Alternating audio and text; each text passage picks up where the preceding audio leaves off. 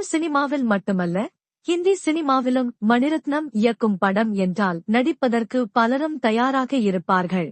ஆனால் அவரது படத்தில் நடிக்க வந்த வாய்ப்பை சாய் பல்லவி மறுத்துவிட்டார் என்ற தகவல் ஒன்று கோலிவுட்டில் சுற்றி வருகிறது. தக் லைஃப் படத்தை அடுத்து மணிரத்னம் புதிய படம் ஒன்றை இயக்கும் வேலைகளில் இருந்து வருகிறார். அப்படத்தில் நடிக்க விஜய் சேதுபதி நடிக்க சம்மதித்துள்ளதாக சொல்கிறார்கள். அவருக்கு ஜோடியாக சாய் பல்லவியை நடிக்க வைக்க அவரை அணுகியுள்ளார்கள். பொதுவாக மணிரத்னம் அவரது அலுவலகத்திற்குத்தான் நடிகர்கள், நடிகைகளை அழைத்து கதை சொல்லுவார். ஆனால் சாய் பல்லவி அதற்கு சம்மதிக்கவில்லை என்றும் சொல்கிறார்கள்.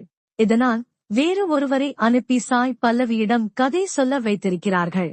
கதையை கேட்ட சாய் பல்லவி, படத்தில் அக்கதாபாத்திரத்திற்கு பெரிய முக்கியத்துவம் இல்லை என்று சொல்லி நடிக்க மறுத்துவிட்டாராம். இப்படி சுற்றி வரும் தகவல் உண்மையா என்பது ஆச்சரியமாகவே உள்ளது.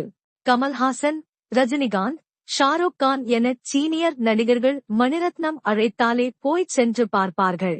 அப்படி இருக்க சாய் பல்லவி அதை ஃபாலோ செய்யாமல் இருப்பாரா என்றும் கோலிவுட்டில் கேள்வி எழுப்புகிறார்கள்.